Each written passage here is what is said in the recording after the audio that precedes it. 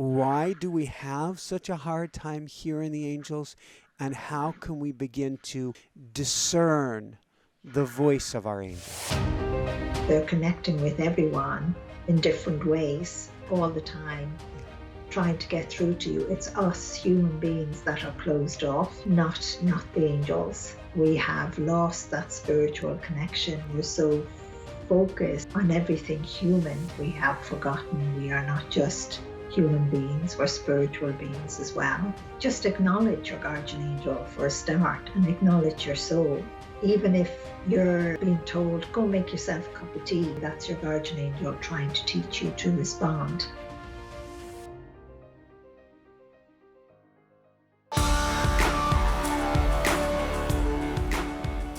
Hi everyone, welcome back. I'm Michael Sandler, your host on Inspire Nation. If you've ever wondered if angels are all around you, and if we have angels at our fingertips, then do we have the Angels at My Fingertips show for you? Today I'll be talking with the lady who sees angels, Lorna Byrne, one of my new yet all-time favorite angel experts, and the internationally best-selling author of Angels at My Fingertips, Angels in My Hair, Love from Heaven, and Messages of Hope from the Angels. And that's just what I want to talk with her about today, about being surrounded by angels, messages of hope from your angels, and what in the world your guardian angel has to do with anything. That, plus we'll talk about a bird named Love, a crayon and trees, Joe and the Ghost Bus, Moore Street and apples, and what in the world Christopher Snowflakes and Angels in a Pocket has to do with anything. So welcome to the show, Lorna. Are you ready to shine? I am definitely, and I'm really looking forward to chatting with you now. Just going to enjoy that, and I pray and ask that all your listeners will enjoy and will be inspired as well, and feel good and feel all of that hope that they need in their life. Woohoo! That's all I can say. I can feel your energy. It's amazing. I want to say you have been bathed in the goodness of the angels. And that begets the first question, I guess. Are angels always surrounding us? Yes, and to me that is just, what would I say, incredible. Like, if I'm walking down the street and, people are, walking about, I see the guardian angel with them. And that is one angel that never leaves you, not even for a second in your life. And I just see other angels coming and going at different times as well. I would often see teacher angels with someone, and those unemployed angels, and sometimes even, an archangel. It's like an archangel would come in just for a brief moment. It would look like a brief moment, and then they would be gone, but maybe for that person, it felt as if the archangel was there with them all day. But the one angel that can never leave you at all is your guardian angel. All other angels come and go, and even the souls of our loved ones come and go as well. So it begets the question. I'm going to lead the witness here. I've seen the GPS off of my watch of, I got hit by a car a couple weeks ago on the bicycle, and it shows where I got hit, and then it shows all of these different squiggle marks around, and I'm knocked unconscious at this point. And somebody could say, well, where was your guardian angel? And I have to believe my guardian angel was keeping me out of harm's way and moving me around during that time. Yes, I believe that. That is something we don't understand. I don't even understand it myself in that way. Why, we get sick or why we get hurt, you know, but you didn't do anything wrong. And I know your guardian angel was there, guiding you as you cycled.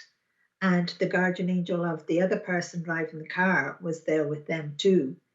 Um, I would always say many a times when you're driving, a thought comes into your mind to slow down or not to be going so fast or watch that person. But many a times we don't listen. We ignore that. But in a sense, you have hurt yourself badly. You've told me your hips and your wrist and your arm and and so much.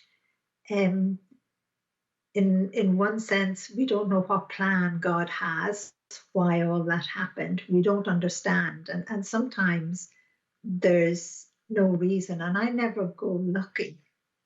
I never myself within my own life, I could name out a whole load of things, and I give out to God, and I give out to God for it happening to other people. It's just something we don't understand. It's like we have to live life, we have to go through life, we have to experience life. And it's like that connection spiritually to not just the human self, but our spiritual self, our soul as well. And even our guardian angel, you can give out to your guardian angel and ask your guardian angel, what was that meaning? What's the meaning for all of this? But you might not get any answer. But in years to come, you might discover something, the understanding, or something changes in years to come. I can't give you an answer like why someone gets sick, Yeah. even why my husband died, Joe, why he got sick, but it was his time to go home to heaven, but definitely wasn't your time. Thank you. There are so many You're directions. still here. Woohoo! I'm very happy about that. And like I said, I can end up crying a lot because it was my wife's birthday. So why was I out on a bicycle? I'll always go, well, I think there's a lesson there. But, with the twins, the babies on board, thankfully it was not my time. Um, I think there are at least three directions I want to go from that one question. So I'm bookmarking them in my mind. I guess the first Okay. question to ask is, might as well ask, do you see my guardian angel or angels around me at this time? I have to be so honest, and that is no, I don't, because you're on a screen. That rarely happens, Yeah. very seldom happens. But if you were in the room here with me, I would see your guardian angel and probably other angels. Yeah. I know when I look around here in my room, the room is packed with angels, never mind my guardian angel, but I know yours is too because I'm being told it is.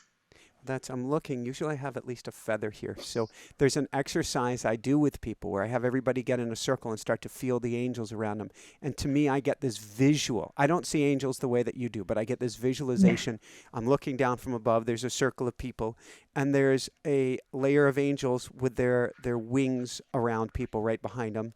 And then more angels with their wings around them, and then more. And it's like a million angels. It's just completely and totally surrounded by angels.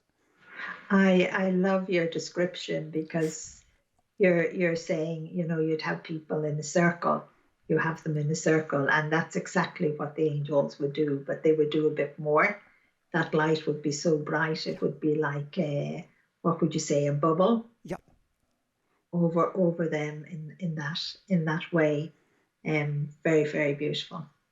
Thank you. So, a couple more directions we're going to go from where you said, and then I want to get into your story a little bit. You, at one point, were working in retail, and there was a gentleman working in retail who was continuously visited by this angel. I think he was a very long, slender, probably very clean Yeah, cut angel yeah. who was like continuously the only thing that comes to my mind is like giving him a chest massage out of love and trying to bring him up, but also I believe to whisper in his ear. That was to me a very hard time because I understood the angel, and it was the angel of death, and many times we think the angel of death is, coming to take you, but the angel of death was trying to save him, and whispering in his ear and loving him so much. And just watching time pass, I can still see the young man, you know, um, his girlfriend was from Northern Ireland, and the angel was trying to get him not to travel a particular weekend. Um, he was murdered, and it had to do with what was happening in Northern Ireland and here in the south as well, which was so sad. Like I always remember going into work that day and knowing it had happened that weekend, and walking around the back of the building, to go into work and seeing the spot where the young man had died. But one thing I do know, his guardian angel was right there with them, even though his guardian angel and the angel of death couldn't stop it from happening. I know he went straight to heaven. Thank you. There's several more questions coming of this one. It cries some more. There are a few boys riding their bicycles, having fun around Yeah, this, I think, same time period in your life. No, maybe it was a few years earlier. You're working at your dad's shop, courage. and they, like me, got hit. They got hit by a bigger truck, and they kept right on riding their bikes. Yeah, I thought that was, when I think about it now, it was so much love, so much kindness of God that they didn't even, in a sense, know. And they felt no pain when it happened, when the Arctic hit them. They just continued, and the angels lined the road with angels, you know, and they just went straight to heaven. It was sad, but it was full of so much love as well. And sometimes that's hard for us to understand. And I know the driver of the truck, his guardian angel was probably working hard to get him to listen, not to overtake the boys, Yeah. but he did overtake them, in that way. Um, that's one thing, the angels do everything possibly can to stop things from happening. But I suppose if we don't listen, they happen. But many a times a person changes their mind and says, oh no, I won't do that. So it's not so much that everything is predestined. Something good in the long run can come out of this. It certainly Yes. was a molding and sculpting for you, and probably because it was several kids, hundreds, if not thousands, of more. But we have some modicum of ability, at least a little bit, to make a different decision. Yeah, that's one thing I'm always saying to people, if they're being prompted, try and respond to it. I always tell people that the angels and your guardian angel, is just so good at teaching you. If all of a sudden it comes into your mind out of the blue, to pick up this glass of water, just pick it up.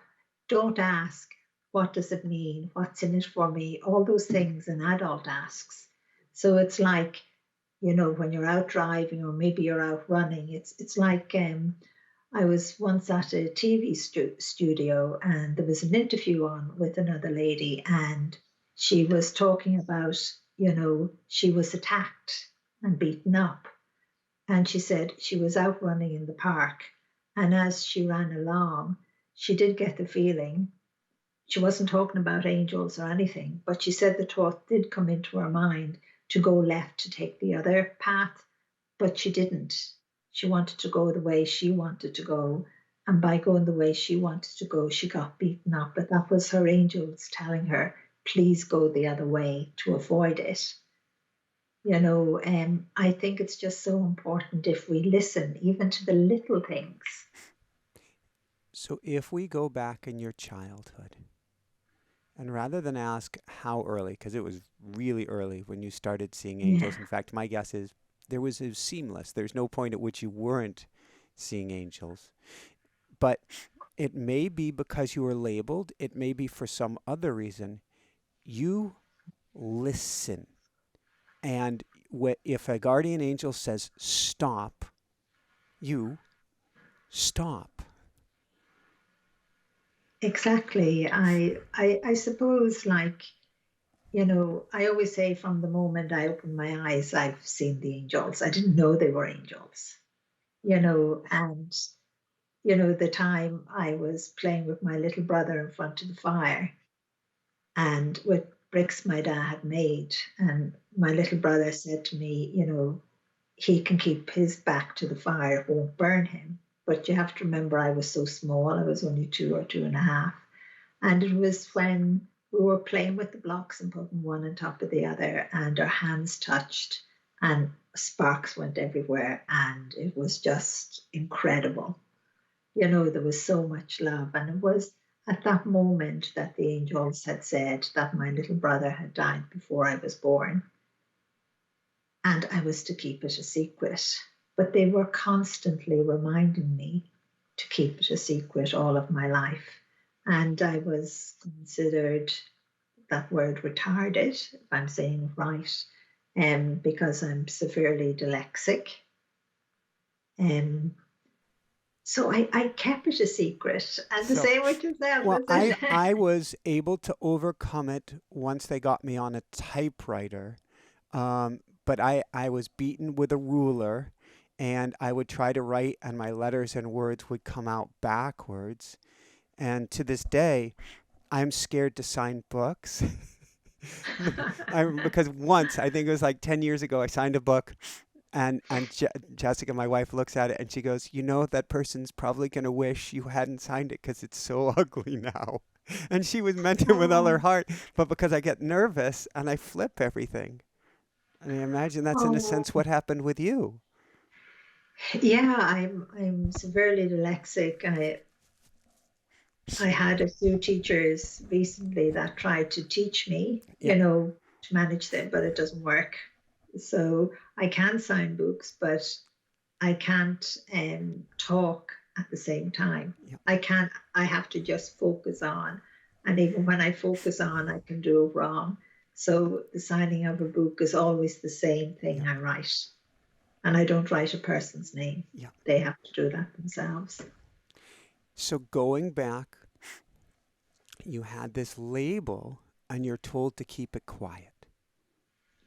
Yeah, the angels were always reminding me to keep it a secret, not to say anything, and that's exactly what I done, because at times I could see and hear, my grandparents or someone else saying, something very negative about me, and the angels would just say they know no better. And over time, I got to understand what that meant, and that's okay. So, wow, so many beautiful directions. I'm having fun. I'm really having fun, Lorna. Good. There is such a paradox here about being told in your early years to keep it quiet. And you literally, not figuratively, were told by the angels, if you don't, you're going to find yourself locked up. Yeah, that's exactly what they said. They said I would find myself locked up, and I suppose I would have ended up in one of those institutions that they talk about nowadays, here in Ireland. So I'm so glad I listened to the angels. But you have to remember, the angels and my guardian angel have been my friends, my companions, my teachers. They have taught me everything I know. See, that's the coolest thing. And that's, I think, part of what we all get to learn today is it's not so much that, to me, in the big picture, that you had to keep things quiet, but you were going to a very high level school for your whole childhood, a school with angels that we can all subscribe to if we choose to. And then once you were done with school, you got to sing this from the mountaintops on high to the whole world. And I think the whole world, like me, chases you down for what you were told to keep quiet when you were a child. Um, I would say yes, and I would say I always knew that one day I'd have to say yes to God, because they were always reminding me, and especially the Archangel Michael. I remember when I was married and wheeling my daughter home, and you know, the Archangel Michael annoying me, and I'd been a busy mother, and just saying he had a message, that it was getting time for me to write. And I was literally terrified. I couldn't even write my name at that time. Like I couldn't write Lorna. Like my children would write their school notes for me, you know, and they would sign them and bring them into school when it was needed. And I just got so annoyed, and I just said, you know, how does God expect me even to write one book when I can't read or write? And Archangel Michael just said, help would be sent. And help did come, but that time had passed. I had put it out of my mind. I didn't say yes, you know, because I was terrified of being laughed at and ridiculed. But when I did say yes, it was after Joe had died. I had said yes. And then it's like just the miracles just unfolded, you know, even up to today. Sure, look, I'm talking to you today.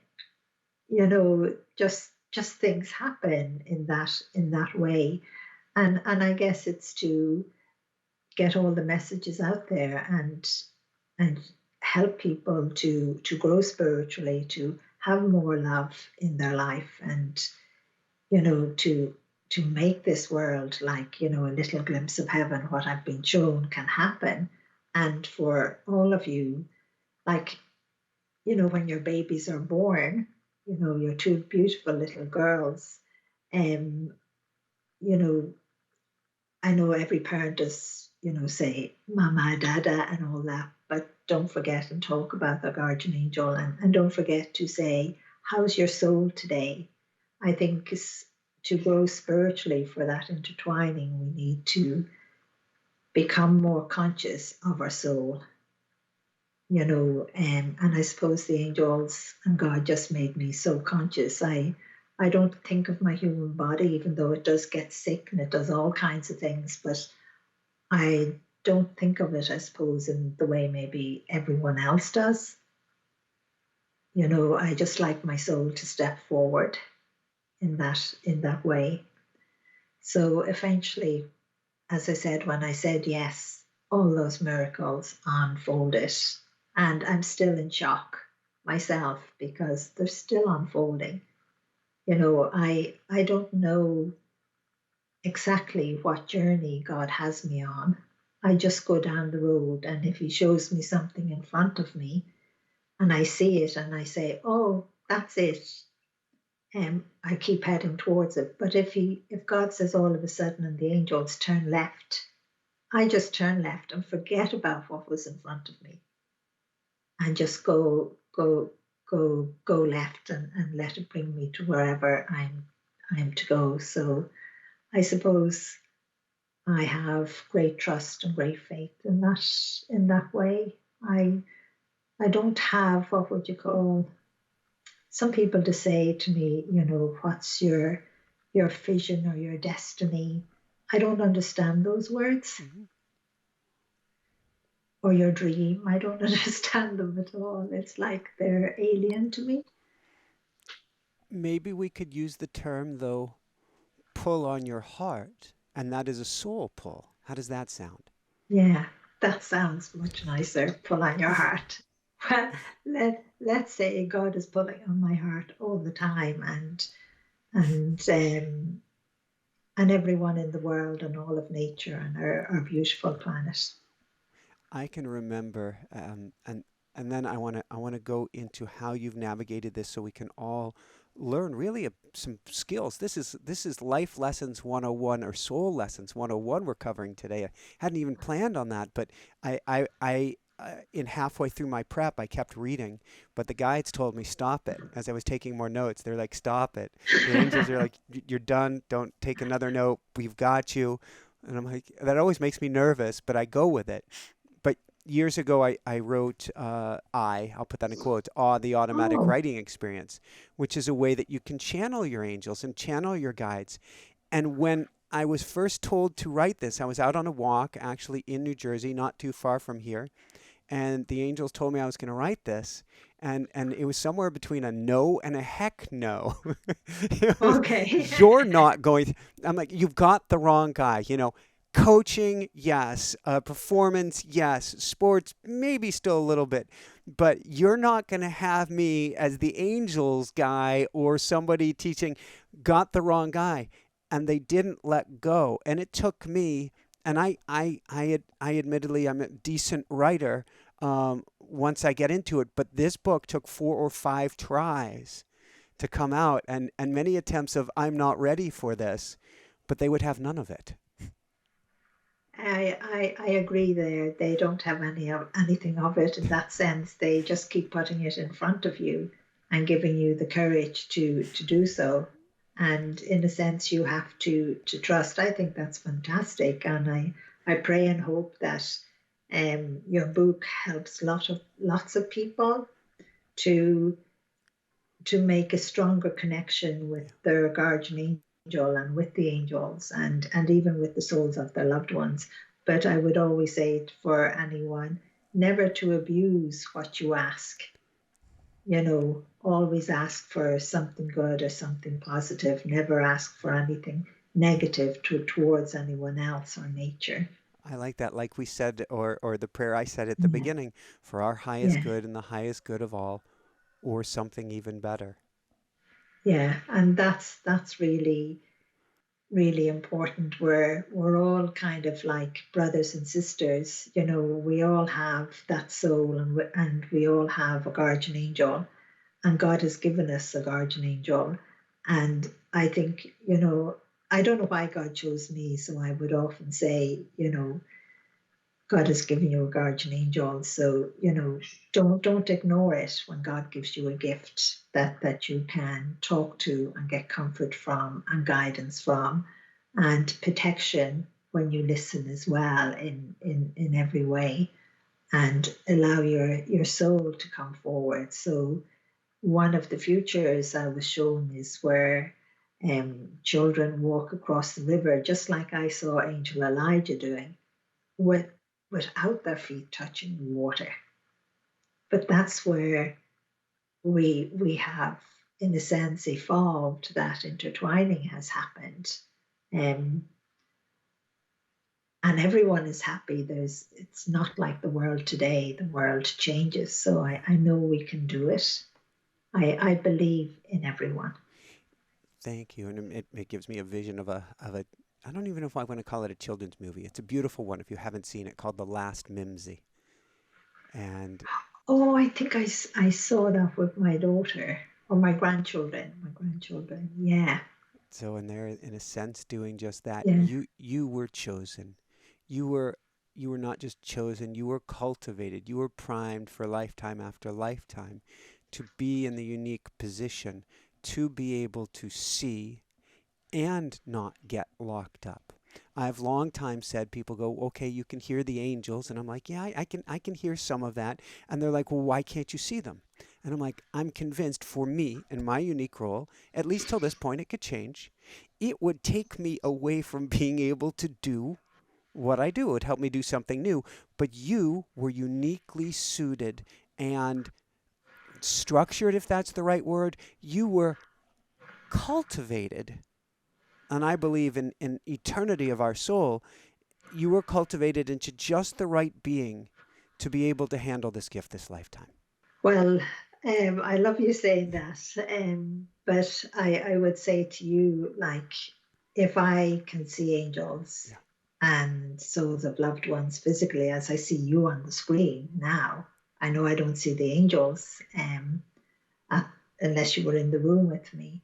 I see no reason why you can't and why everyone can't. I don't understand. I just think it is that we have lost that spiritual connection. Yeah. We're so focused on everything human and the human body and all of the material things that we have forgotten we are not just human beings, we're spiritual beings as well. Yeah.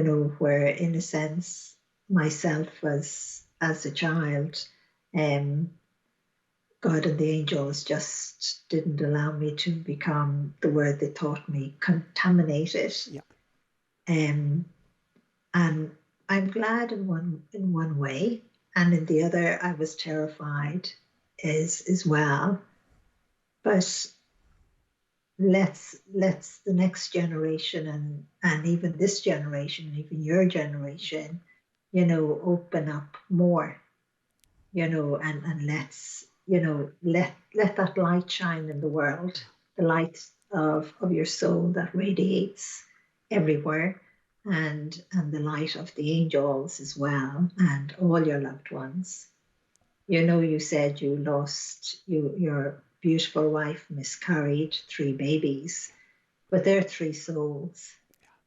They're not dead. They're very much alive, and to me that is incredible that we don't actually die. It's only the physical body. You live, your soul lives, and it has everything of you. Um, and it's just that we have to wait and work towards. And I think mankind is working towards. I think we're more awake now, in that way to say to ourselves what we may believe is impossible is not impossible. The possible becomes impossible, or the impossible becomes impossible, and allow that spiritual connection, and allow our world to shine. Imagine no tears, but imagine, no tears, no hunger, everyone has shelter, but imagine our world changing in a way that we cannot even imagine at this moment, in that way. Imagine what an incredible future that would be for your children. It's coming. I know it's coming. I want to go to one more kind of story from your life, and story isn't a fair way to put it. It is the existence of your life. And then I want to go to kind of some lessons of hope for everybody here today. With that said, you were given a powerful image at a very young age. Maybe it was 8, I don't recall, of your future husband, Joe. But you were also told that he would bring you kids, some beautiful kids, and that he would leave far too early. When you first recognized him, I don't know if it was 15, 16, somewhere in there working in Dad's garage, how in the world, because everything the angels told you, that pretty much happened, how did you have the faith, the courage, the anything to step forward? Wow, that's really a question I haven't been asked in that way, because I knew I had to. Even though I hadn't said yes to God, I knew I had to take this step, you know, and seeing him walking up the road that day, and knowing that he was going to come into the garage and look for a job, um, and knowing that we would fall in love and have children, and that he would die, when my children were still quite young. It was hard, and it was, in a sense, how would I say, would tear my heart apart at times when he would, over time, gradually became ill, Yeah. one thing after the other. And yes, that was really hard. But on occasions, being able to say to him, I remember walking along the canal, and he knew a little, and the angels allowed him to see the light of some of the plants, and he's seeing it, and that lifting him. And then even, the bird at the gate, flying into the light, the owl. And you know, I always remember it was dark that evening, but stars, and just the light from the street light that was across the road, and just helping him to walk to the gate, just to get fresh air, because that's what he wanted to do. Yes, it was hard, but it was part of, I suppose, my journey, and I had to do it for him. Yeah. I had to do it for him, and even I knew how hard it was going to be for my children as well, like, because they went through an awful lot. with him, with their dad being ill, and so that was really, really hard. And they would help in the sense to mind him. They would call me if something was wrong with their dad. He was out in the garden or something, and he always looked at times fine and healthy, and you would know he was sick, in that way. So I suppose it did take great courage, but I had the faith that I knew where Joe was going to go. I knew he was going to go straight to heaven. I always remember one time being in the kitchen, and he died at that moment, but he started to, you know, take one of those bad turns, and he died, and I begging God, please don't take him now. I need him, and my children need him. And the room turning like into, the only way I could describe it humanly was like as if you were in a block of ice, Yeah. in that sense, but seeing through it and seeing that incredible light, and seeing all the souls of Joe's family, the people he loved and knew, and seeing him going towards it, and asking God, not to take him. And I always remember God getting, what would I say, cross with me for asking. Oh, I've got it. I've got to go there because my question a few minutes ago was you must have, this must have been the one time where you did not just obey and you had some discussions and some Yes, pleadings. exactly. I pleaded, and just God gave out to me. He spoke in such a voice of authority, you know, that I knew I could never ask again. Mhm. It was just this once. I could never, never ask again. And God did give him back, and um, it was like as if all of a sudden Joe took a breath, and everything within the room went into him, that light. And he just said to me as the ambulance arrived, he said to me, I think I was on my way to heaven, or I was there already. And I never said anything, because he never knew that. He knows now, but he never knew, because I couldn't. You can't tell someone, you know, you only have so much time left. Yeah. You can't do that, because they need to live their life to the fullest of the possibilities that they can. Yeah. If you tell someone, by the way, you'll be dead in 3 years or 10 years, they can stop living life, because then they live in fear. Yeah. So you can't do that. That was one thing I just could never do. How much could you share with him or share with what you were seeing, with what you were experiencing? Um, I suppose over the years, he sometimes he would give out, and he would say, "Why does God have you going through all of this?" Because he would sometimes see something Yeah. that was happening.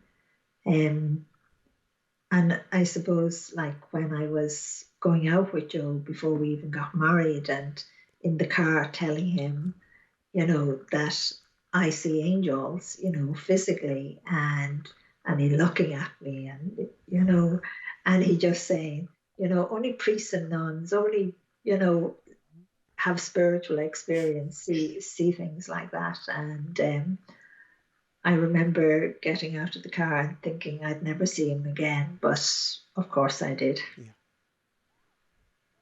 So let's go from there and talk about how, thank you, by the way, thank you so You're much for welcome. sharing. Let's talk about how we can all start. You mentioned earlier that we should all be able to. I don't mean to use the sh word, but there is a way for all of us to be able to remember and see again and cultivate that relationship. Why do we have such a hard time hearing the angels?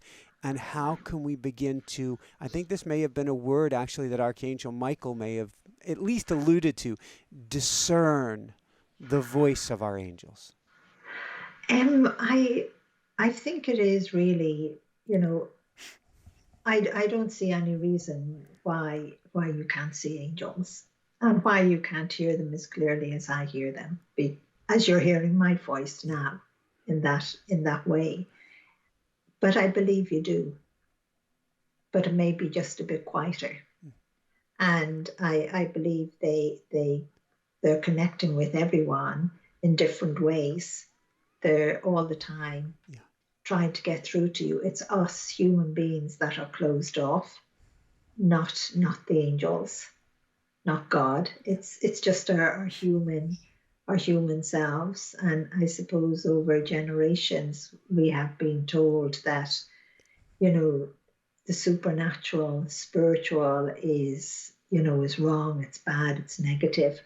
And that is really only for those in religion high up, in whatever religion that is. I always remember a rabbi giving out to me and saying, Lorna, you know, how come you have all these experiences, spiritual experiences, and I've had none, and I've dedicated my life to God, but I think it's open for everyone. It's not closed. It's just, I think, conditioning over generations in that way. So I would say to people, just acknowledge your guardian angel for a start, and acknowledge your soul. And even if you're being told, go make yourself a cup of tea, the thought comes straight into your head. More than likely, that's your guardian angel trying to teach you to respond.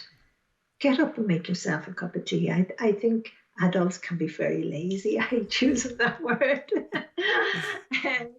But I think that comes into it a lot. Or we say to ourselves, oh, that's silly or that's stupid if I say hello to that stranger. Or you're saying to yourself, if I say hello to that stranger, well, what does it mean? What's in it for me? But there's nothing in it for you, except that you're learning. You could be actually, by smiling or saying hello or having that tiny conversation of trivial things, could be the very thing that saves that person's life, or changes that person or yourself in that way. So I would just say, just become conscious of your guardian angel is the first thing. What have you got to lose? Nothing whatsoever at all, and respond in those ways that you think are silly or trivial, because nothing is trivial whatsoever, down to the tiniest little thing. Even to put the spider outside the door, that is not trivial, or to sweep the floor, or to, sit down and have an ice cream and enjoy in that way. So kind of, no matter what it is, like lots of people ask for signs as well. And one popular sign is a feather. And exactly, you have a feather. And I could tell you millions of stories of people getting feathers that would say they never believed in their guardian angel or anything like that. Nothing spiritual or nothing supernatural. And they just became conscious of their guardian angel a bit more, and they asked for a sign, a feather. And I've heard of so many unusual places where feathers were found, and sometimes people will ask for a flower or a bunch of flowers. A bunch of flowers can be hard for the angels to get, because you have to remember they have to get another human being to give it to you. So it depends again if another human being is listening. Or if you ask for someone to give you a call, it's hard as well, because that other human being that you're asking to call you may not be listening, no matter what the angels do. But one thing I love about children, they and that is children, young children are great listeners. They don't hesitate whatsoever. I have seen many occasions where a young child will run over to a stranger with a little daisy or a buttercup or some little wildflower and hand it to them. And that was their, not a bunch of flowers, but that was their flower. To me, that well, it strikes me that's it's so perfect. We get to be like the child, silly and fearless. Yeah, Have the silly conversations where you don't know if your guardian angel is actually listening or talking to you, but talk anyway. And then when you hear, go right, don't question. As long as it's not a bridge there, then question heavily. exactly. Prudence. We want prudence here, Exactly. but go right and start living from that little voice. Yeah, and another thing to remember is your guardian angel will never ask you to do anything wrong, will never ask you to be spiteful or mean or to hurt anyone or to hurt anything in nature either. Your guardian angel just wants you to be, in a sense, loving and compassionate, even if someone hurts you. Yeah. You know, sometimes someone is angry with you or is giving you a hard time, and it's usually not really all about you, it's about something they have gone through. And it's like to be loving and compassionate and understanding, and don't scream back. Don't scream back, but listen. And I know it's hard. Yeah. I know it's hard. You you describe in the book, or at least in yeah, probably in both books, um, angels crying and um, angels wanting the best for us. And both you and I have written about angels in the unemployment line. And how much is an angel on, I'm calling it his or her, there really is no such thing once we're at that level, but his or her own unique journey, and we're a part of their journey. Yeah, that's a lovely way you have put it. And I don't think anyone has ever put it that way before. Um, the angels are on their journey as well, and we are part of that journey, you know, but that journey goes beyond our comprehension in millions and billions of different ways. And it's kind of, sometimes I'd wish that we would just, you know, get on to that strand of light and and just go on that journey, Yeah. you know, and not be fearful or afraid of it. I know at the moment our human body aches and hurts and things like that, and gets sick, you know, gets hit by a truck or whatever, like yourself. Yeah. Um, but if we just allow ourselves to grow more spiritually, you know, for that connection to our guardian angel, to our soul, to God, that intertwining will happen, and you won't get sick anymore. Nothing physically can hurt you anymore. Like life will be so different, you know, in that way. And many times, you know, sometimes when I would be giving a talk somewhere, there would be priests or rabbis in it, or imams, or you know, there's so many different religions. Yeah. And one thing I'm always asked is, you know, sometimes they come up afterwards and they ask me, Lorna, is God real? God is real. And I always remember the first time I was asked that, I was actually shocked, because I was always under the assumption leaders of religion in different areas um, actually knew that, but seemingly they don't. But yes, God is real. So your guardian angel is real, and your soul is real. Thank you. So let's talk about the power of prayer for a minute. And let's start with, I'm going to call it the big guy. To me, God is love. It's this field Yes, of loving energy that is yeah. everywhere. how much is going to God, going to the love? How much does praying at that level change things? I always would say, prayer can move mountains if we pray with a pure heart. Yeah, And I know sometimes maybe we don't fully because we're in a sense being maybe a little selfish for ourselves. But I think most people do pray with a pure heart, with everything of their being. Um, and that can change the world. People are praying, for centuries, thousands of years, hundreds of years in all different ways. yeah, And we shouldn't be afraid of prayer. But again, yes, we are afraid of prayer. We're afraid of prayer in the sense the way someone else spiritually prays. And we shouldn't be, because prayer is prayer. It's the calling on yeah. God. It's calling on that love.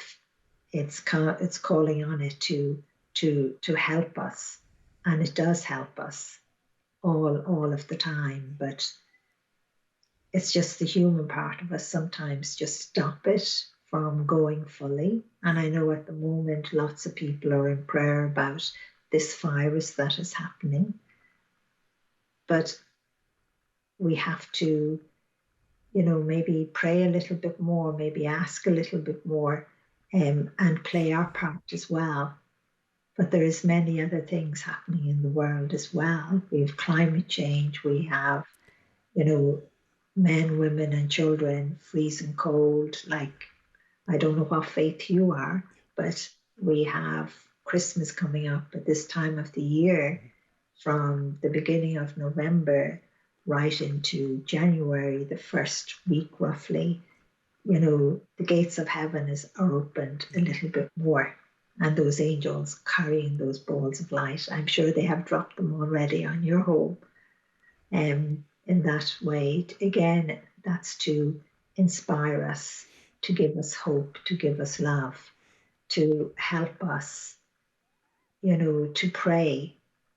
And prayer is not just, what would I say, not just praying for a new car or a house or a new job, or someone that is sick for healing, or praying in a sense for, you know for a friend.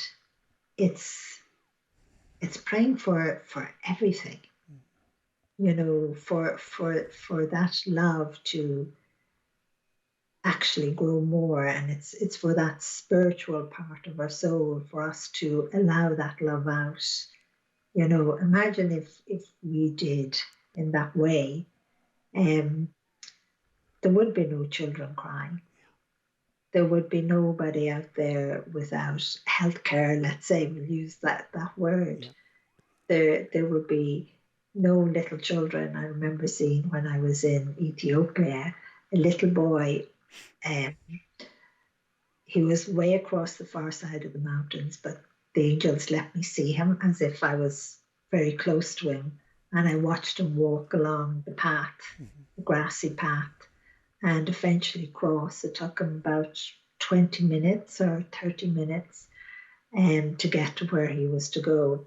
And just seeing the little wellies he had no souls in them, but he was so proud to have these wellies on. Yeah. We take so much for granted in that way. And prayer is extremely powerful, and I'm all the time asking people to pray, and even pray for your enemy. Because sometimes I would ask to pray for leaders of countries, and sometimes somebody would say, how could we pray for that? They're so evil, they're so bad. But if we don't, how are they going to listen? How are they going to change? Your prayer, that one prayer that someone says, might touch someone that suddenly they change their mind on something negative and they do the right thing. Can we send them angels? Yes. Oh, definitely send them. Those unemployed angels want to be sent everywhere. Just send them God still has them pouring down from the heavens. I always say it's like in the bucketfuls, it's like God empties this big bucket and they just come tumbling down. And just as they reach the earth, they straighten up, you know, but no angel's feet touch the ground. It only looks like as if their feet are, but there's like a cushion, if I can say like a cushion. That's what I call it. You mentioned I love seeing synchronicities of one talk leading to the next, leading to the next. Last night I'm half awake. My wife is having a midnight or so meal in bed because the twins in her belly get hungry in the middle of Hungry. the night, and she'll wake up going, "Oh, hunger!" Hunger. and she went into channeling via me to the angels, and she's asking questions about climate change and stuff. I'm only half awake. I'm like, what? but but then I'm channeling this morning because I give a talk this evening, and it was a talk you just said about, I'm not sure what religion you are, but this is the time of year. And that led right into Yeah. the talk I'm giving tonight about how the veil is the thinnest because even the dimmest light can burn so bright in the darkness. So this is the time of year where we can really cultivate that connection so much, to me, easier, stronger. Yes, this is the time of the year. This is the beginning and the end. This is the amen. This is the time that the gates of heaven, or as you say, that veil, open up just that little bit more. Yeah. And the skies are full of light. And it's in a sense for us all to allow ourselves to see it. And yes, climate change is so important. We have to change. You know, we have to. We can't keep putting it off. I think we have to remember that we as the people of the world, have the power, um, but we must use it in the right way, not selfishness. Thank you. Would you say that it's at least a two prong, maybe multi? One, Mm, let's send prayers, let's send angels yeah. to our leaders, and two, let's ask the angels and guides, how can we help? Where do we go from here? Please help position me exactly where I'm needed most. Yes, I think that's what we need to pray and ask for in that way. And it's just I suppose since I wrote the book Angels in My Hair when it came out and started to do talks and interviews and that, and I have to smile, but that was always one thing I would say at the end, is that we all have to play our part. I was giving you the message, Yeah. but it wasn't getting through, not many listening. But we have to all play our part, and that's from a child right up to the oldest person in the world. Thank you. Few Mm. few more questions, and if you've got time, then we'll go into a meditation here.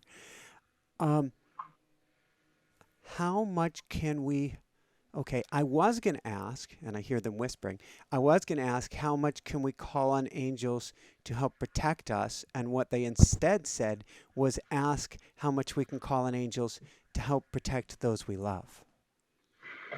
I would say do that all the time.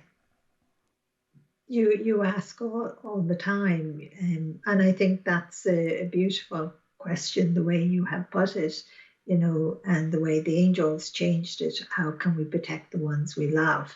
To pray for that, for protection for them, um, but don't allow just the ones you love be just your family and your friends. Please allow it to be the stranger, the person you don't know either. Yeah. That you ask for protection for them as well.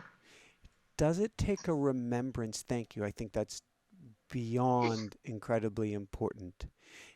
Does it take a remembrance for you, um, either to go to prayer or to remember kind thoughts for others, particularly it may be a heated moment, or is that fully ingrained and hardwired in at this point?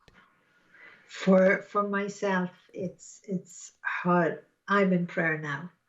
All this time we've been talking. Me too. I have a prayer So stone that I'm running yeah, through prayer yeah, all the time as we're going. time. Yes. And but I think, part of what you said, I think is very important for people to remember themselves. You know, just to be conscious, and it can be a thought that comes into your mind, can be a prayer. One word can be a prayer. It doesn't have to be, long in that sense. Mhm. But if you allow your soul to come forward, it never stops. Prayer never stops. Yeah. That's the only way I can explain that now. I'd only go in too deep, and maybe that would just be confused more in that sense. But my Well, soul is constantly in prayer. I can hear it. I'm the visual that I'm getting. I used to call it the open-hearted warrior. I've dropped the warrior term from everything.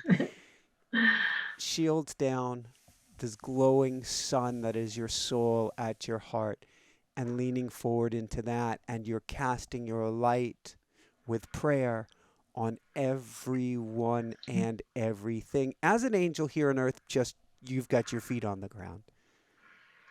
Yeah, I think that would be a lovely thought for people to have in their mind as well, to see their soul in that way, um, and to see that light shining out from them, that light of love, um, and just to love ourselves a little bit more. Because I always say, if you don't, you only can love others the amount you love you. So forgive you Yeah. and just love you. You've nothing to forgive. How do we, at our moments of, I'm going to call it weakness, on one level, it is a time of greater closeness to spirit if we're open to it. On another level, there's a facade, at least in the West. There's a facade in the movies, there's a facade on TV, a facade on Facebook, when there's something that's not quite real to that love. But it often makes us feel less than. Oh, they're getting all the family love. They're having all their friends around him, and I'm over here all lonely and struggling. And it gets very easy in the darkest days to get sucked out of the light. How do we go to the angels, go to spirit, go to God to help bring us up at this time?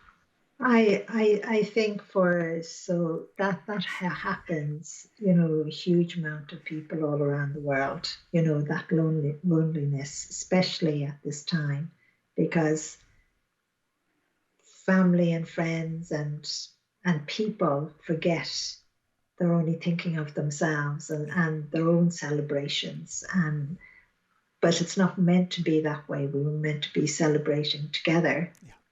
all faiths, all religions together as one, and no one is meant to be left out.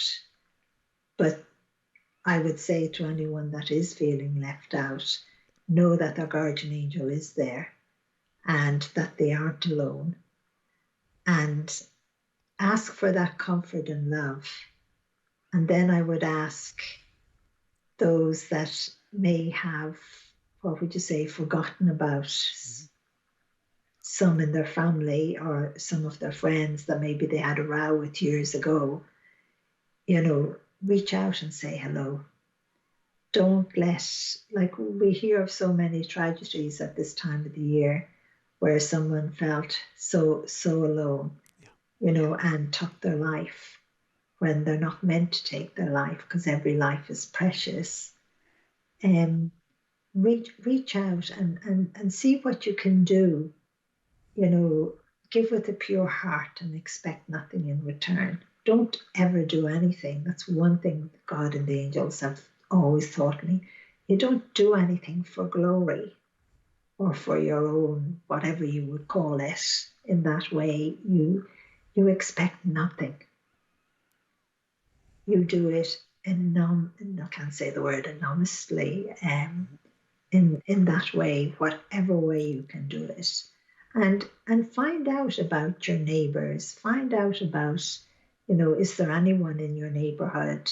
Like, how would I say, the miracles that would have happened for ourselves at this time of the year? Like, were incredible, where other people did listen, Yeah. like one Christmas, getting the envelope. But how that person didn't know our circumstances, but they listened to the guardian angel. Yeah. Somehow they listened, and they just slipped that envelope in under the door, and that meant we had money to go and buy food Christmas morning, in that way. So sometimes you could have a neighbor that everything looks great on the outside, but you've never been in the house. You don't know their circumstances. You don't know if there's a child terminally ill because they don't tell you. We as humans keep a lot of these things as secrets when, in one sense, we shouldn't. We should be such a community that Yeah. we all know, and we're all there, to help on those celebrations, and for those celebrations, in a sense, never to end It's inter- in that way. it's interesting because what you're describing is there's a web of all angels holding hands, so to speak, and it'd be a three-dimensional, more of a sphere of everyone, and then we've got these broken nodes because we went and zipped silent rather than putting out our hands and letting the energy flow. Yeah, yeah. And I suppose, like I've met so many families where, in a sense, the dad or the mom had a great job, Hmm. they were earning good money, but behind the closed doors, there was, you know, a child dying. And because the father or the mother had this good job, they never got any support or help Yeah. in any way. And sometimes families like that would come to myself, and you would find that there was no furniture even in the house.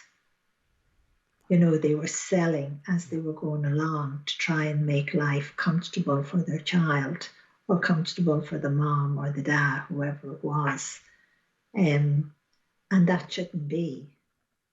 I've even heard of mothers, they would say to me, Lorna, I stole from the hospital so I could have it for my child. You know, but I wouldn't say they stole. I would say, the world wasn't listening. We weren't listening. They shouldn't have had to do that, you know. And so just because you might see a car in a drive, like I could tell you loads of stories, you know. I know another little one was where I said to my young daughter, Yeah. in class at this time of the year, the class would get a gift for everyone. They'd all take turns. And one little girl said, I can't do that this year. So I don't want anyone to get a gift for me. And my daughter came home and I said, do you know where she lives? And she said, yes. So on Christmas Eve, we snuck up to the house with a little red envelope and we slipped it in the letterbox, a gift. And the lovely thing was that after school, when school came back afterwards, the little girl had presents, tiny little presents for everyone in the class, because it must have helped them in some way. And she suddenly turned around and said, my dad has been so sick.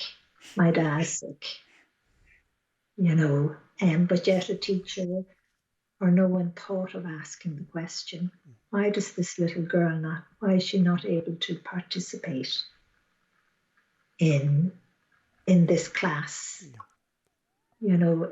in that way? And that was lovely to see that a little girl came in happy, and a smile on her face, even though her dad was sick. You changed their lives. You also changed your daughter's life in a very real way.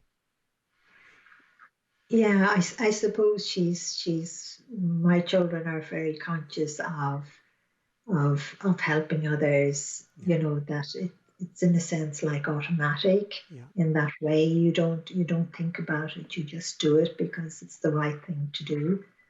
Um, and I know when we did find out the little girl's dad was sick, we prayed and prayed. And then one day we did hear he got well. Don't know what happened, don't know Yay. what was wrong with him. And then we heard he got a job. So that was lovely. You know, just to help in a little way Yeah. can be a huge difference. Or even that smile. You know, your guardian angel, the angels are always trying to get us to smile.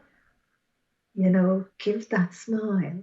Yay. Um, because you could save someone's life with just that smile or just that little hello, or you know, it can be something so tiny. Someone can be so down. It can be a teenager, a child.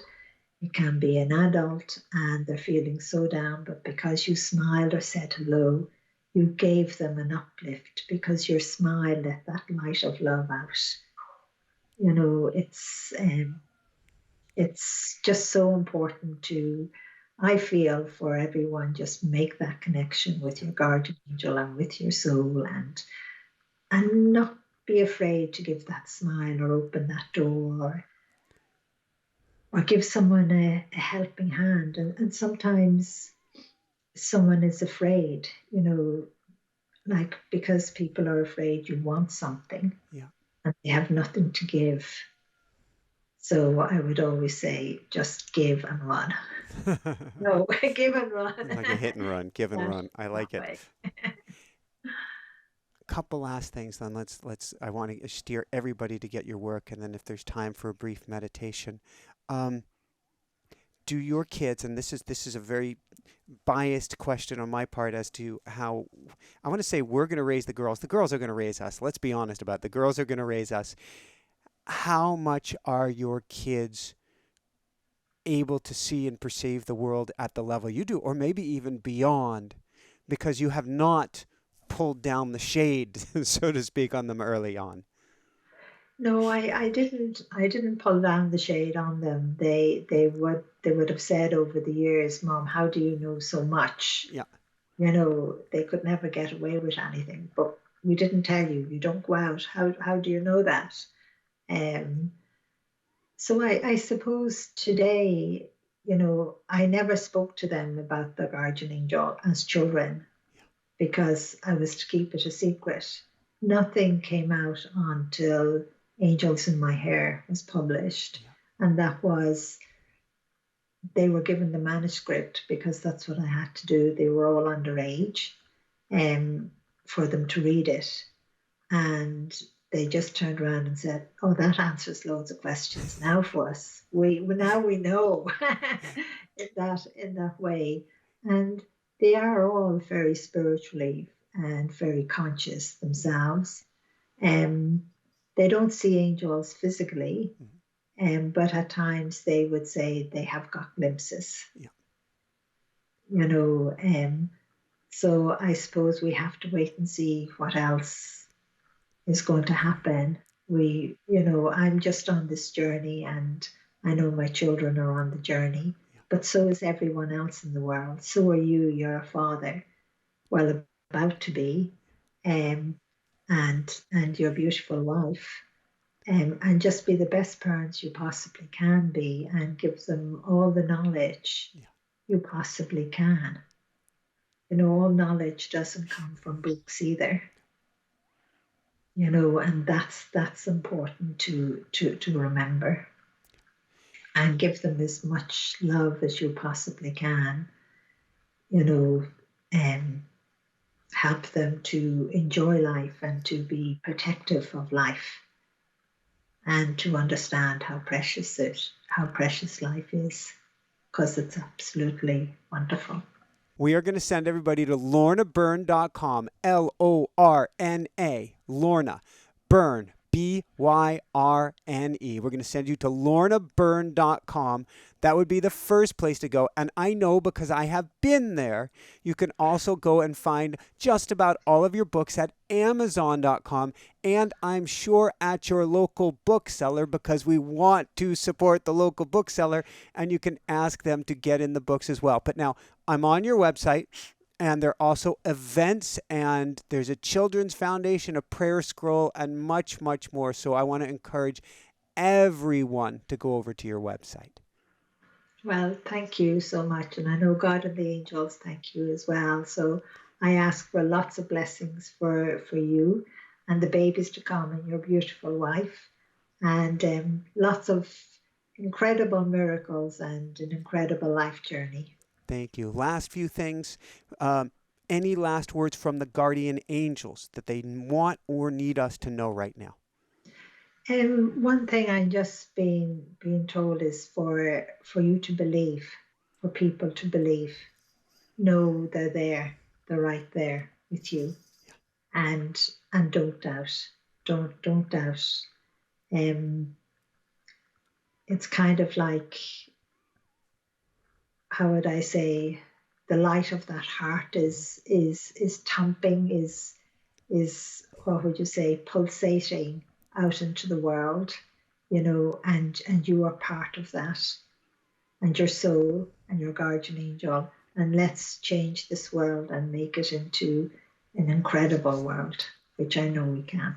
Woohoo! And you may have just answered the last question before. Maybe we do the briefest meditation, or I let you get some rest. You've gone on and on. This has been so beautiful. I'm like a kid at a candy store. I'm sorry, Lorna. That's okay. I'm enjoying it. Any last words you want to share with people? Um, well, I suppose maybe the last words to share with people is to keep that light of hope burning in their lives, because it's right there, and not to give up. We are going to get through everything and play their part, whatever they have to do in that way, and just be conscious of your guardian angel and your soul, and do everything with a pure heart, and be slow to anger. Be slow to anger, and don't judge. Don't, in a sense, like someone had said to me, they asked their friend to pray for a particular person or something, and the person said, well, and once it doesn't come my way, I will pray for it. You have to pray with a pure heart in that way. Don't put the boundaries up. And I just want to tell you, I love you all. Okay, if you think nobody loves you, I love you, even though I have never met you, or even though I don't even know your name, or whether you're a man or woman, but I love you. Okay, so I'm sending all my love to all of you and all of my prayers, and for those miracles to happen in your life that you need. Okay. Thank you. Would you have time for a moment's meditation, prayer, or anything? Okay, can I maybe what I'll do instead of the meditation is I'll do the prayer that Archangel Michael gave me. Okay, and then I will do a blessing. So I have this little prayer on the card. It is in Angels in My Hair. Okay. Perfect. Thank you first. Thank you. You're welcome. So I always have to hold the card up. So let's close our eyes and just pray, and I'll say the words and you just hear them and let them touch your heart. Prayer of thy healing angels that is carried from God by the Archangel Michael. Pour out thy healing angels, thy heavenly host, upon everyone and upon those that you love. Let them feel the beam of thy healing angels upon them, the light of your healing hand. Let the healing begin, whatever way God grants. God bless us all. Amen. And the thing about this prayer is that when it was written, and the publisher saw it, they said, that's not proper English. and they wanted to change the words. But they're the words that God had given to the Archangel Michael, so they couldn't be changed. So there was an issue in every country about the words. But I have done my best never to allow them to be changed. So now maybe I will just do a blessing. And again, you can pray and ask for whatever it may be. You won't hear any words from me. I will just raise my hands. And at the end, I will just say, God bless you all. So if you're ready, take a deep breath. And I'm going to raise my hands.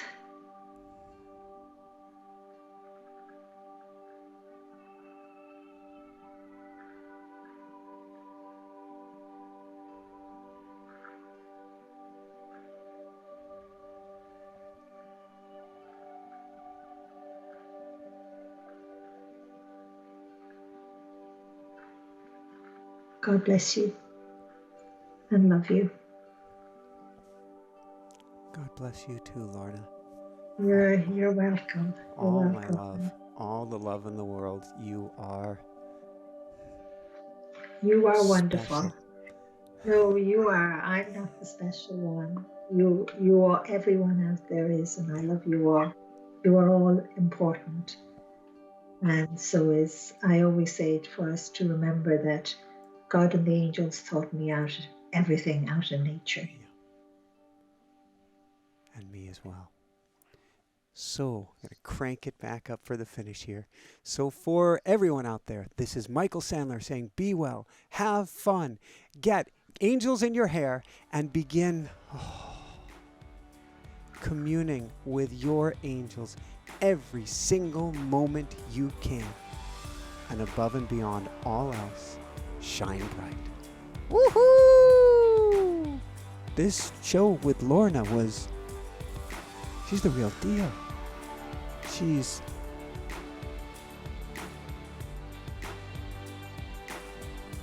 going to cry. I don't even have the words for her presence, for her beauty, for her ability to see, to plug in, to connect, to channel.